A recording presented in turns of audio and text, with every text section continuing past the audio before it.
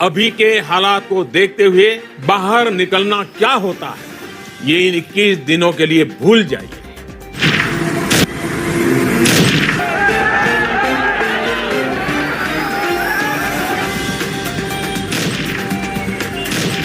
जी हां दोस्तों, बिल्कुल सही सुना आपने। कोरोना की दूसरी लहर ने देश भर में तबाही मचा रखी है। कोरोना ने पूरे देश में विकराल रूप धारण कर लिया है, क्योंकि देश भर में कोरोना की वजह से सिर्फ एक ही दिन में 3,800 से ज्यादा लोगों की मौत हो चुकी है। इसी बीच भारत सरकार और राज्य सरकारों ने मिलकर कई राज्यों, शहरों और अलग अलग जगहों पर 31 मई तक लॉकडाउन, धारा 144 और नाइट कर्फ्यू का ऐलान किया है। ऐसे में आप लोगों को जान लेना चाहिए कि बीते 24 घंटों में भारत के किन किन शहरों और राज्यों में लॉकडाउन लगा है, या धारा 144 लगी है, या फिर नाइट कर्फ्यू लगा है। क्या खुला रहेगा, क्या रहेगा बंद, सब कुछ इस वीडियो में जानने को मिलेगा। विशेषज्ञों और वैज्ञानिकों का कहना है कि मई महीने के मध्य में कोरोना महामारी अपने चरम पर रहेगा और एक दिन में 5,000 से ज्यादा लोगों के जान जाने की संभावना है। इसी को देखते हुए आज हमारे देश के प्रधानमंत्री नरेंद्र मोदी जी ने लाइव आकर देशवासियों को संबोधित किया, कोरोना की स्थिति की समीक्षा की और संक्रमणों को रोकने के लिए राज्यों को सलाह भी दी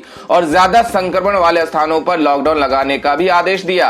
इसके साथ ही देश में होंगे बड़े बदलाव, लागू होने जा रहे 15 बड़े नियम, साथ ही इन 8 चीजों पर लगाई पाबंदी। लोगों को लगा बड़ा झटका। जी हां दोस्तों, इससे पहले आप इन 8 चीजों को इस्तेमाल कर रहे थे, लेकिन सरकार ने कोरोना के कारण इन 8 चीजों पर पाबंदी लगा दी है। इसके साथ ही आज बड़ी खबरों में जानेंगे, वैक्सीन की कमी के कारण इन राज्यों में शनिवार से शुरू नहीं होगा टीकाकरण अभियान का तीसरा चरण। जानेंगे कौन कौन से राज्य हैं इनमें शामिल।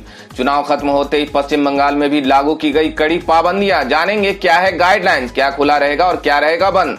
31 मई तक अंतर्राष्ट्रीय यात्री विमानों की आवाजाही पर लगा प्रतिबंध, केंद्र सरकार का बड़ा ऐलान। 3 साल बाद जेल से बाहर निकले लालू यादव, 12 दिन पहले हाईकोर्ट से मिली थी जमानत। कोरोना की मेडिसिन रेमडेसिविर को लेकर अच्छी खबर, इस देश से पहली खेप आज पहुंचेगी भारत। वहीं एसबीआई में सरकारी नौकरी पाने का शानदार अवसर। साथ ही जानेंगे आज की 25 बड़ी और महत्वपूर्ण खबरों को। इसके अलावा मोदी जी ने क्या अहम फैसले लिए, सब कुछ इस वीडियो में जानने को मिलेगा। इसके अलावा गरीब महिलाओं, किसानों, मजदूरों, छात्र छात्राओं और आम नागरिकों के लिए भी इस वीडियो में बड़े काम की और फायदे की खबरें हैं। तो नमस्कार, जय हिंद, वंदे मातरम भाइयों बहनों, स्वागत है आपका भारत के सबसे बड़े सरकारी न्यूज चैनल पर। तो दोस्तों, टुडे ब्रेकिंग न्यूज के साथ में देश और राज्य की 10 बड़ी ताजा खबरों को लेकर इस वीडियो में हम आपके सामने हाजिर हो चुके हैं। तो दोस्तों, सारी खबरें सिलेक्टेड और आप लोगों के काम की खबरें हैं, इसलिए भाइयों और बहनों आप वीडियो को शुरू से लेकर लास्ट तक पूरा लगातार देखते रहिएगा।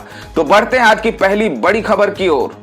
वैक्सीन की कमी के कारण इन राज्यों में शनिवार से शुरू नहीं होगा टीकाकरण अभियान का तीसरा चरण। देश के कई राज्यों में 1 मई से शुरू होने वाला टीकाकरण अभियान का तीसरा चरण स्थगित हो गया है।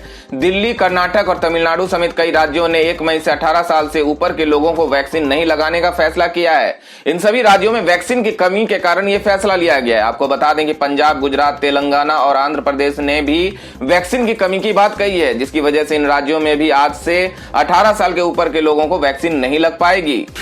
चुनाव खत्म होते ही पश्चिम बंगाल में लागू की गई कड़ी पाबंदियां। बता दें कि कोरोना संक्रमण के बढ़ते मामलों को देखते हुए पश्चिम बंगाल सरकार ने राज्य में कई तरह की पाबंदियों का ऐलान कर दिया है। पश्चिम बंगाल के मुख्य सचिव ने शुक्रवार को इसको लेकर आदेश जारी किया है।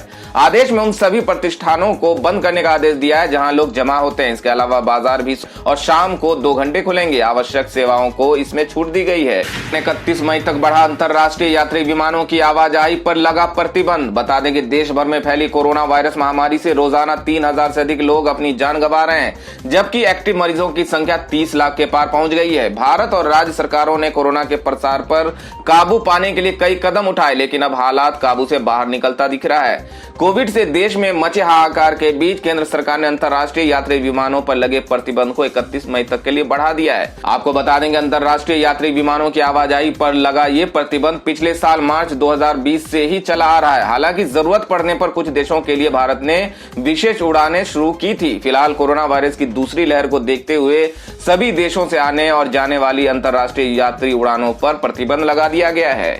तो दोस्तों, अंतर्राष्ट्रीय उड़ानों के प्रतिबंध से क्या आपके भी कोई परिजन विदेश में फंसे हुए हैं और भारत नहीं आ पा रहे हैं? कमेंट करके हमें जरूर बताएं। तो बढ़ते हैं अगली बड़ी खबर की ओर। दोस्तों, अगली बड़ी खबर में महाराष्ट्र के सीएम उद्धव ठाकरे का एक बड़ा बयान सामने आया है। उन्होंने कहा कि महाराष्ट्र में और सख्त लॉकडाउन लगाने की जरूरत नहीं, हो रहा है पाबंदियों का पालन। बता दें कि कोरोना वायरस से जूझ रही महाराष्ट्र की जनता को आज मुख्यमंत्री उद्धव ठाकरे ने संबोधित किया। इस दौरान सीएम ने कहा कि राज्य में और सख्त लॉकडाउन लगाने की जरूरत नहीं है, लोग पाबंदियों का पालन कर रहे हैं। कोरोना के प्रसार को काबू करने के लिए महाराष्ट्र सरकार ने 15 मई तक के लिए प्रतिबंध बढ़ा दिया है, लेकिन नियमों को और सख्त करने से इनकार किया है। अपने संबोधन में सीएम उद्धव ने कहा कि हमारा अनुमान था कि 10 लाख पॉजिटिव एक्टिव रोगी हो सकते हैं, लेकिन अब ये 7 लाख मामलों पर स्थिर है। तो दोस्तों, ये तो महाराष्ट्र के लिए अच्छी बात है, राहत की खबर है। आप क्या सोचते हैं इस बारे में, हमें कमेंट करके जरूर बताएं। तो बढ़ते हैं अगली बड़ी खबर की ओर। कोरोना के खिलाफ जंग में केंद्र सरकार ने सेनाओं को दी आपात वित्तीय शक्तियां। बता दें कि देश में कोविड-19 के बढ़ते मामलों के मद्देनजर केंद्र सरकार ने देश की सशस्त्र सेनाओं को कोविड-19 के खिलाफ लड़ाई में अपने प्रयासों को बढ़ाने के लिए आज आपातकालीन वित्तीय शक्तियां प्रदान की। उन्हें आपात चिकित्सा जिम्मेदारी निभाने की शक्तियां भी दी। सरकार की ओर से यह फैसला ऐसे वक्त में लिया गया है जब देश में हर रोज 4.25 लाख कोरोना के मामले आ रहे हैं। हाल ही में प्रधानमंत्री नरेंद्र मोदी ने सेनाओं के शीर्ष अधिकारियों से भी मुलाकात की और कोरोना के खिलाफ युद्ध स्तर पर तैयारियों के लिए सैन्य बलों को निर्देश दिए हैं। इसके जरिए सशस्त्र सेनाओं को कोविड-19 के खिलाफ लड़ाई में प्रयास तेज करने में मदद मिलेगी। इन शक्तियों के तहत सेना अस्पतालों, क्वारंटाइन की स्थापना और संचालन करेंगे और सामान्य मंजूरी के बिना कोविड विशिष्ट उपकरणों की खरीद का कार्य करेंगे। दोस्तों, खबरों में आगे बढ़ने से पहले जान लेते हैं आज के माइंड क्विज के सवाल को, जिसमें भाग लेकर आप अपने जनरल नॉलेज और अपनी जानकारी को बढ़ा सकते हैं। आज के माइंड क्विज का सवाल है, लाल बहादुर शास्त्री का जन्म दिवस कब मनाया जाता है? इस सवाल का सही उत्तर नीचे कमेंट बॉक्स में देना है और साथ ही आप अपने नाम के साथ अपने शहर का नाम भी जरूर लिखें। तो बढ़ते हैं अगली बड़ी खबर की ओर। वैज्ञानिकों और विशेषज्ञों ने चेताया, तेजी से बढ़ेगा पॉजिटिव केस। मई की इन तारीखों पर और पीक पर होगा कोरोना। बता दें कि दुनिया के दूसरे सबसे अधिक आबादी वाले भारत देश में पिछले 9 दिनों में लगातार हर दिन 3 लाख से अधिक नए कोरोना पॉजिटिव मामले दर्ज हो रहे हैं। वहीं शुक्रवार को एक दिन में 3,86,045 मामले सामने आए, जो अब तक का वैश्विक रिकॉर्ड है। वहीं विशेषज्ञों ने एक और निराश कर देने वाली जानकारी साझा की है। वैज्ञानिकों ने दावा किया है कि मई के पहले सप्ताह में 3 से 4 मई के बीच कोरोना और चरम पर होगा। नए संक्रमित केसों की संख्या तेजी से बढ़ेगी। छत्तीसगढ़ के मुख्यमंत्री भूपेश बघेल का बड़ा बयान, कहा सबसे पहले अंत्योदय कार्ड धारकों को लगाएंगे कोरोना टीका। जी हां दोस्तों, बता दें कि छत्तीसगढ़ के मुख्यमंत्री भूपेश बघेल ने शुक्रवार रात को प्रदेश की जनता को संबोधित किया है। बघेल ने अपने संबोधन में कोरोना वायरस संक्रमण और टीकाकरण को लेकर बात की। उन्होंने कहा कि 1 मई से 18 साल से ज्यादा के सभी लोग टीका लगवा सकते हैं, लेकिन हमारे पास इतनी डोज नहीं है कि सभी को टीका दिया जा सके। ऐसे में सबसे पहले गरीब लोगों को टीका दिया जाएगा। छत्तीसगढ़ सीएम ने कहा कि 18 वर्ष से अधिक उम्र के लोगों को कोरोना वैक्सीन का भुगतान राज्य सरकार करेगी, क्योंकि अपने नागरिकों की जीवन रक्षा हमारे लिए प्राथमिकता है। 1 मई से शुरू होने वाला वैक्सीनेशन कार्यक्रम के लिए हमने सभी जिलों में सभी तैयारियां पूरी कर ली हैं। तो खबरों में आगे बढ़ने से पहले आपको याद दिला दें कि अभी तक आपने वीडियो को लाइक नहीं किया है तो लाइक कर दें, दोस्तों को शेयर भी कर दें और ऐसी ही बड़ी और ताजा खबरों के लिए हमारे चैनल को सब्सक्राइब भी जरूर कर लें। तो बढ़ते हैं अगली बड़ी खबर की ओर। 3 साल बाद जेल से बाहर निकले लालू यादव। 12 दिन पहले हाईकोर्ट से मिली थी जमानत। लंबी लड़ाई और कोर्ट कचहरी के बाद राजद सुप्रीमो लालू प्रसाद यादव जेल से रिहा हो गए हैं। हाईकोर्ट से जमानत मिलने के बाद 12 दिन बाद लालू प्रसाद यादव जेल से बाहर निकले हैं। बता दें कि लालू प्रसाद यादव झारखंड के दुमका कोषागार में अवैध निकासी से जुड़े मामले में 19 मार्च 2018 से सजा काट रहे थे। बता दें कि दुमका कोषागार से अवैध निकासी के मामले में लालू प्रसाद यादव ने जमानत के लिए आधी सजा पूरी करने का दावा करते हुए याचिका दायर की थी। इस मामले में सीबीआई की अदालत ने लालू प्रसाद यादव को 7-7 साल की सजा 2 अलग-अलग धाराओं में सुनाई थी। पूर्व मुख्यमंत्री लालू प्रसाद ने दावा किया था कि वो आधी सजा पूरी कर चुके हैं। वहीं सीबीआई का दावा था कि लालू प्रसाद की आधी सजा अभी पूरी नहीं हुई है। वे फिलहाल दिल्ली के एम्स में भर्ती हैं, जहां डॉक्टरों ने उन्हें घर जाने की इजाजत दे दी है। रिहाई का आदेश जारी होने के बाद उन्हें दिल्ली में ही उनकी बेटी मीसा के घर ले जाया जाएगा। तो दोस्तों, लालू यादव को जमानत मिल चुका है। आप क्या सोचते हैं इस संबंध में, आप हमें कमेंट करके जरूर बताएं। तो बढ़ते हैं अगली बड़ी खबर की ओर।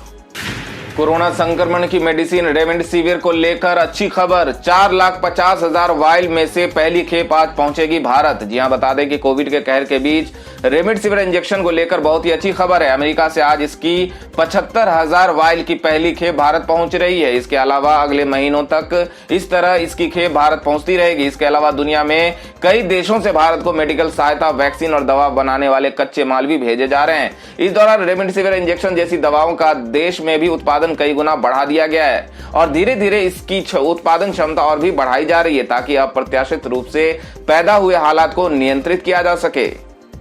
असम के सोनितपुर में 2 घंटे में दूसरी बार आया भूकंप, 3.2 मापी गई तीव्रता। बता दें कि कोरोना वायरस महामारी से खौफजदा लोग शुक्रवार की दोपहर अचानक धरती हिलने से घबरा गए।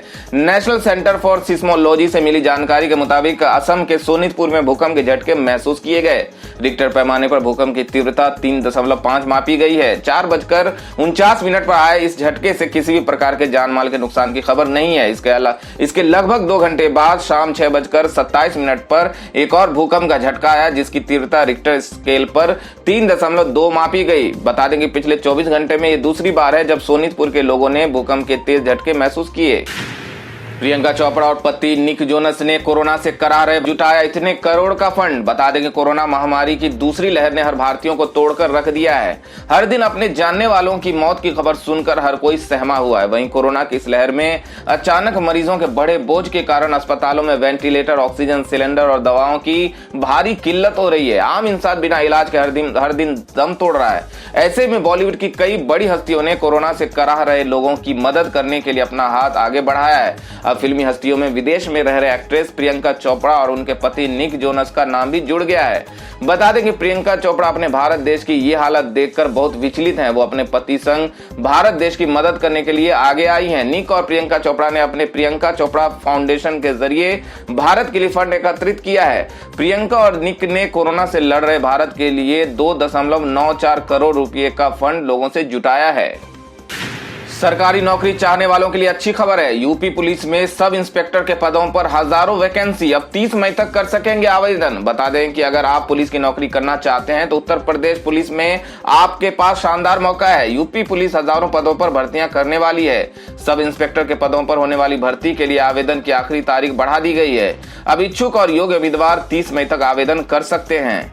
उत्तर Pradesh police recruitment and promotion board द्वारा कुल 9027 पदों पर भर्तियां की जाएंगी। इच्छुक और योग्य उम्मीदवार ऑफिशियल वेबसाइट uppbp.gov.in पर जाकर आवेदन कर सकते हैं।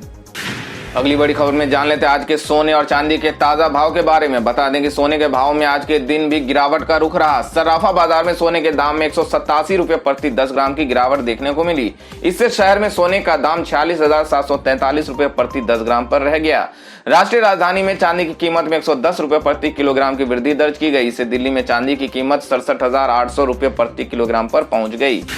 अगली बड़ी खबर में जान लेते हैं आज के मौसम समाचार को। बता दें कि 3 मई तक मौसम रहेगा खराब। इन राज्यों में बारिश की चेतावनी। बता दें कि मई के पहले सप्ताह से देश के कई हिस्सों में वर्षा की संभावना है। मौसम विभाग की माने तो पहाड़ों पर अच्छी बारिश हो सकती है। इस दौरान हरियाणा, राजस्थान, पश्चिमी उत्तर प्रदेश और दिल्ली में भी आंधी व गरज चमक के साथ वर्षा देखने को मिल सकती है। इधर छत्तीसगढ़, महाराष्ट्र, तेलंगाना के अलावा झारखंड समेत पूर्वी भारत के कुछ हिस्सों में भी तेज बारिश बढ़ सकती है।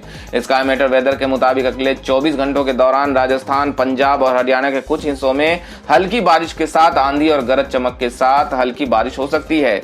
वहीं पश्चिमी हिमालय, उत्तर पूर्व भारत, मध्य महाराष्ट्र के कुछ हिस्सों और तटीय आंध्र प्रदेश में हल्की से मध्य बारिश हो सकती है। बिहार, उड़ीसा, तेलंगाना, मराठवाड़ा, विदर्भ के कुछ हिस्सों में हल्की बारिश होने की उम्मीद है। गुजरात और छत्तीसगढ़ में 1-2 स्थानों पर हल्की बारिश संभव है। तो दोस्तों, ये थी अब तक की सभी बड़ी खबरों की अपडेट्स। टुडे ब्रेकिंग न्यूज और लेटेस्ट खबरों को देखने के लिए हमारे चैनल को सब्सक्राइब जरूर कर लें। वीडियो लाइक और शेयर जरूर कर दें अपने दोस्तों और रिलेटिव्स के साथ।